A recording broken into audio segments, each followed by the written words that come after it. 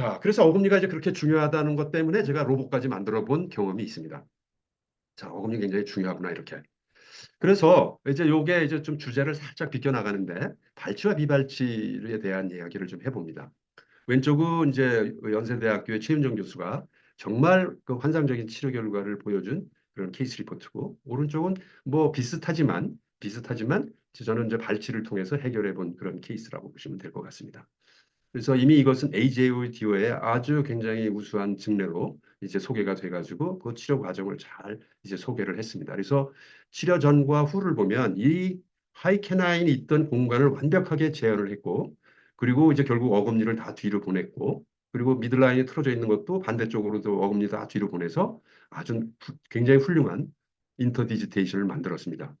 그리고 치료 전후를 보면 뭐 리트랙션도 좀 돼가지고 이렇게 그런 로울립은 뭐 충분하지는 않지만 어쨌든 비교적 치료 전보다는 개선이 된 모습을 보여주고 있고 리텐션도 잘 유지되고 있다. 이렇게 이야기를 이제 이 케이스가 소개가 되어 있습니다.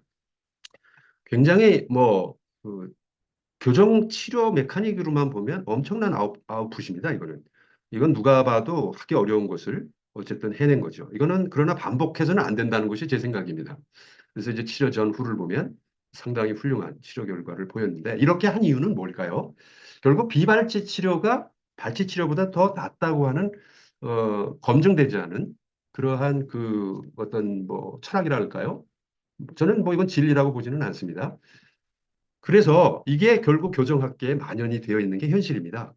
발치 치료는 약간 좀 좋은 치료법이 아니고 가능하면 비발치로 하는 것이 더 좋은 치료법이다라는 전제가 깔려 있는 그러한 이제 추세라고 보시면 됩니다. 그래서 치료 결과가 상당히 좋고 저는 물론 이거보다 훨씬 오래전에 제가 경험한 경우지만 미들라인이 틀어져 있어서 상악의 소구치를 빼고 하악의 전치 하나를 뺀 이제 세던 모델을 통해서 이제 확인한 거죠. 상악의 중절치를 미들라인을 맞춰주려다 보면 하악의 전치를 빼는 것이 하악의 소구치를 빼는 것보다 훨씬 낫다고 하는 이제 세던 모델상에서 이제 입증이고요. 그래서 이제 통법의 방법으로 스페이스 클로징을 하고 하악도 전치 발치를 이렇게 해가지고 이제 스페이스 클로징을 한 치료 케이스입니다. 그래서 치료 전과 치료 후에 이제 스페이스 클로징을 보면 여기 이제 캐나인 리트랙션에 대한 컨셉이 좀 있습니다. 그래서 캐나인은 이렇게 리트랙션 할 때 어떤 식으로 움직일 거냐 하는 것에 대해서 칼로리틱 머신이라고 하는 것을 한 30년 전에 만들었나요? 그래서 만든 배경을 보면 이제 오늘 여기 들어오신 분들 중에 이 장치라에 대해서 모르시는 분이 있을 것 같아서 제가 잠시 소개를 하면 이게 30년 전에 도대체 그 당시에 타이포돈트라는 게 있었습니다. 근데 그냥 왁스 모델에다가 뜨거운 물에 넣어가지고 그 치아 이동을 대충 보는 거였죠. 근데 그렇게 해가지고 되겠냐. 그래서 루트를 금속으로 하고 그래서 금속으로 만들기 위해서 루트 파트를 이런 식으로 몰드를 만들고 모델을 만들고 이걸 캐스팅을 해서 다시 치아에 크라운은 이제 레진으로 돼 있죠. 입히고 거기다가 카파의 와이어로 이제 구리선을 이렇게 돌돌돌돌 말아가지고 그걸 이제 이렇게 전열기에 연결을 해서 이제 템퍼러처를 제어하는 이러한 컨트롤 박스를 만든 겁니다. 이름하여 이제 열을 내는 장치다. 그래서 아주 심플하게 칼로리픽 머신이라고 이름을 지었고 이렇게 이제 이거는 이제 왁스죠.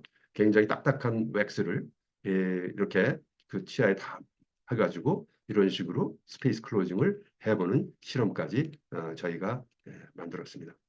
그래서 이게 이제 뭐 이걸 실험을 했던 이유는 뭐냐면 와이어 사이즈는 어느 때 있때 어떤 식으로 움직이고 케이블 밴드를 얼만큼 줄 때 어느 정도의 치아 이동이 일어나고 이런 것들을 확인하기 위한 그런 이제 실험이었다고 보시면 됩니다.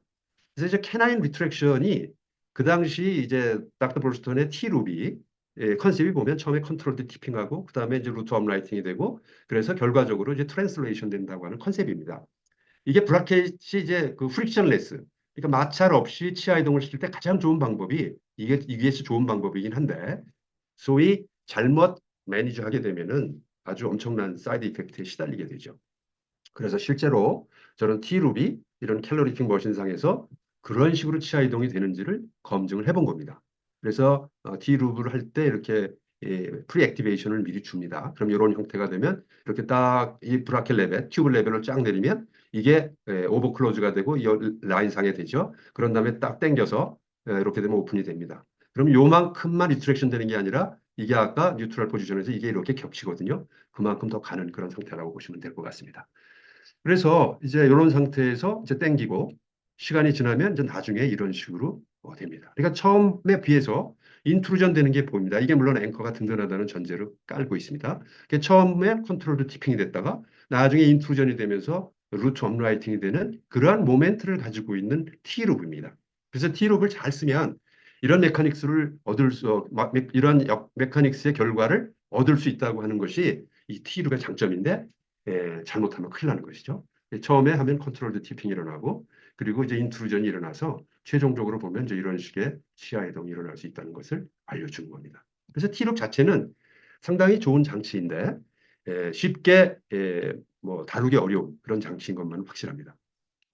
그래서 T룹을 뭐 그런 식으로 프리 액티베이션을 시킨 건 아니지만은 그 당시에 이제 이렇게 TMA 와이어로 이제 눈짐작으로 대충 만들어 가지고 이렇게 환자에게 끼워주고 그건 1년이 넘도록 이 환자가 안 왔습니다.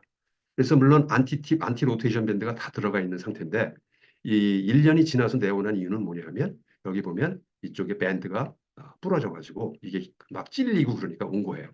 보면은 이쪽 견치가 많이 왔어요. 물론 앵커로스도 왔겠죠.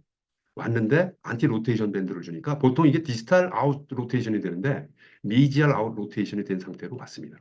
엑스레이를 보면은요. 견치가 여기 있는데 보면 이런 식으로 확실히 티핑된 걸 볼 수가 있습니다. TMA 와이어는 스테인리스 스틸도 아니고 저렇게 T룹으로 만들어진 것이기 때문에 포스는 약하고 모멘트는 큽니다. 이게 암이 길기 때문에 모멘트 암이 길기 때문에 약한 힘을 줘도 저 정도의 그 치아 이동을 구사할 수 있는 겁니다. 따라서 이렇게 그 프릭션레스 시스템으로 교정 치료를 하는 것은 굉장히 의미 있는 그러한 치료 컨셉을 얻는 겁니다. 저는 이제 이건 물론 부작용으로 이런 경험을 했기 때문에 약한 힘을 주는 것이 굉장히 중요한 것을 그리고 T룹이 이렇게 보면은 좀 불편하다 하지만 확실히 그 역할을 한다는 것을 이제 깨닫게 된 겁니다. 그래서 저는 전치부에 가끔 이렇게 앞니 발치도 우리가 해볼 수 있지 않겠냐 하는 것을 이제 제안을 드립니다. 그렇다고 일부러 뭐 전치부 발치할 필요는 없고 이분이 60대 때 저희 병원에 내원을 하셨어요. 보시다시피 4번에서 4번까지 8 유닛 브릿지가 되어 있습니다. 그러니까 사전치를 발치를 했어요. 아니 그래서 언제 발치를 했어요? 그랬더니 결혼식 전에 발치를 했죠. 그러니까 20대 때 발치하신 겁니다. 왜 발치하셨겠어요? 클래스 2 디비전 1 환자라고 보시면 앞니가 상당히 뻗어져 있으니까 뻗어져 있는 것을 조금이라도 넣으려고 그걸 발치하고 하악은 건드리지 않고 상악만 이렇게 포셀린 브릿지를 한 겁니다. 그래서 보면 이제 입술이 굉장히 고우셨고 그 이때도 굉장히 뭐 고와 보이셨고 뭐 아름답다고 표현하는 게 맞겠죠. 연세에 비해서 굉장히 좀 아름다우신 분이었는데 더 좀 들어가고 싶다 이런 말씀을 하셨습니다. 그래서 그걸 제거하고 일단 템포라리로 이렇게 만들고 이런 식으로 이제 템포라리 그때그때마다 이렇게 이제 다시 만들어서 리트랙션을 한 거죠. 그래서 소구치 발치를 한 폭으로 그만큼의 이제 리트랙션을 하고 나중에 이제 템포라리 하고 파이널로 이제 포셀린 브릿지를 한 겁니다. 하악은 뭐 스트리핑 링구알로 하고 그 설치 교정 장치로 해서 이렇게 해서 끝을 내드렸습니다. 그래서 치료 전 과정을 보면 이런 식으로 치료가 끝났습니다. 그러니까 분명히 뻗어졌던 거에 비해서는 많이 들어갔고 그래서 여기 보시면 여기서 이제 보면 제가 뭘 말씀드리려고 하냐면 이때만 해도 엔드온 클래스 2였습니다. 그래서 치료 후에 풀커스 클래스 2로 바뀐 것을 보실 수가 있습니다. 이게 굉장히 좋은 인터디지테이션이긴 한데 도대체 풀커스 클래스 2 몰라 릴레이션십이 우리에게 바람직한 치료 목표냐 하는 것을 여기서 일단 먼저 질문을 좀 드립니다. 치료 전, 치료 후, 그 치료 전 후의 프로파일을 보면 이때보다 훨씬 더 많이 들어간 걸 보실 수가 있습니다. 그래서 사실 우리가 뭐 이건 지금은 뭐 좀 뭐 지탄받을 수도 있는 발언일 수는 있는데 우리가 소구치 발치를 많이 합니다. 그리고 이제 소구치 발치를 통해서 전치부를 이제 리트랙션 하는데 치료를 빨리 끝내고자 하는 사람이 있을 경우에는 전치 발치하면 안 되나? 뭐 그런 생각을 해봅니다. 큰일 날 소리라고 얘기하실 겁니다. 그런데 그건 이제 나중에 또 제가 다시 설명을 드리도록 하겠습니다. 그래서 아까 이제 이 케이스도 제가 발치를 했고 이 엔드온 클래스 2 환자였는데 치료 후에 결국 풀커스 클래스 2로 만들었어요. 여기서도 풀커스 클래스 2가 과연 좋은 교합일까 하는 것을 이제 또 다시 한번 질문으로 던져봅니다.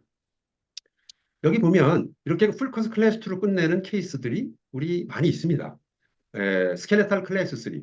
대개는 이제 수술을 전제로 하는 환자들이죠. 상악만 발치하고 하악은 비발치로 이제 뭐 셋백이든 셋폴스든 뭐 이렇게 해가지고 끝을 냅니다. 이 환자도 클래스 3 환자는 이렇게 이제 스카가 이제 보입니다만 결국은 이렇게 풀커스 클래스 2로 끝내요.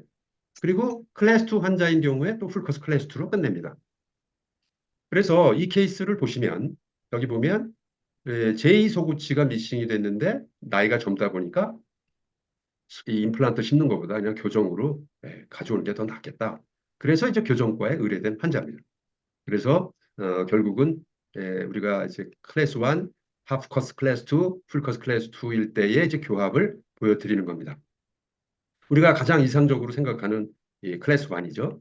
그리고 이거는 어정쩡한 교합으로 별로 바람직하지 않다고 보는 교합이고, 요거는 인터디지테이션이 깔끔하니까 괜찮은 교합이다. 이제 우리가 인정을 하고 있습니다.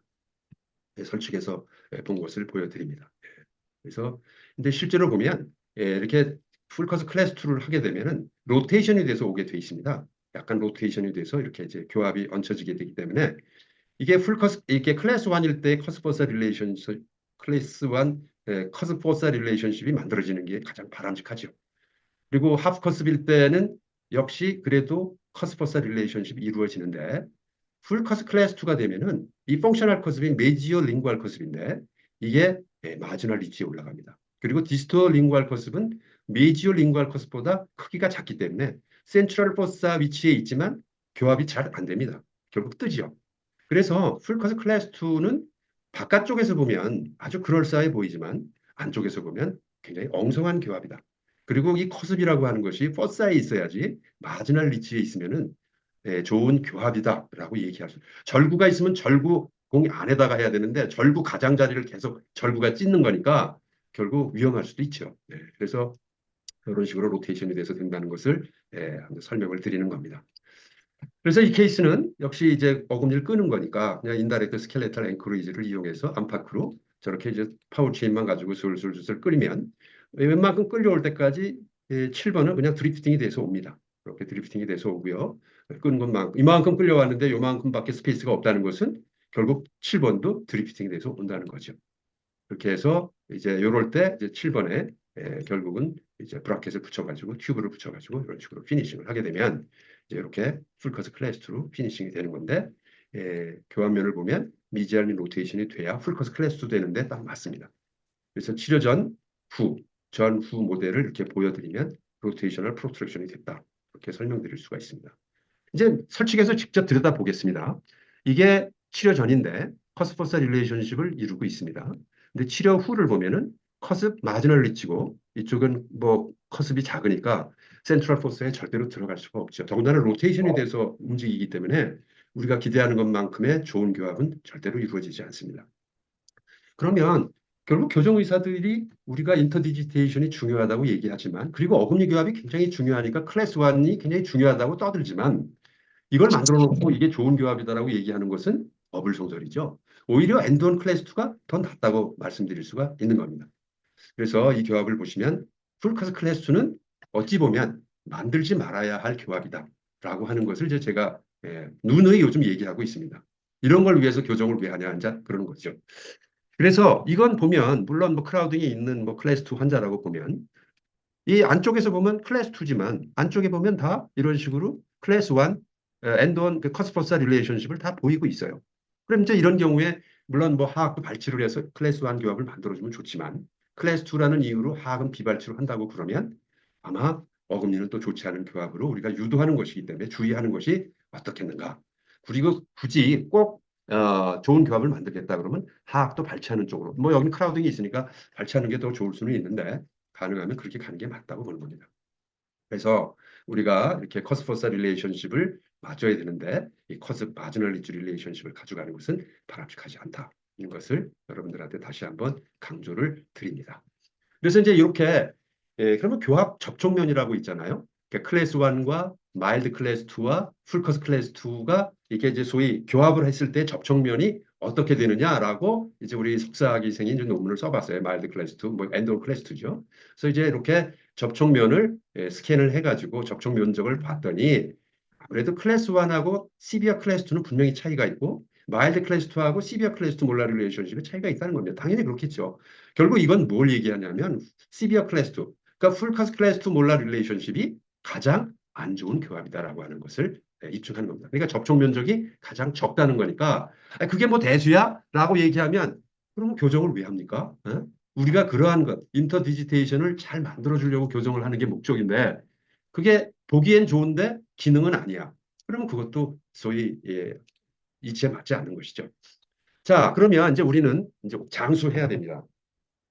장수하는데 씹는 힘이 중요하다고 해서 제가 아까 그 로봇까지 한번 만들어 본 그런 경험이 있는데 결국 씹는 힘이 굉장히 중요하다는 거예요. 씹는 힘은 결국 어금니가 있느냐 없느냐거든요.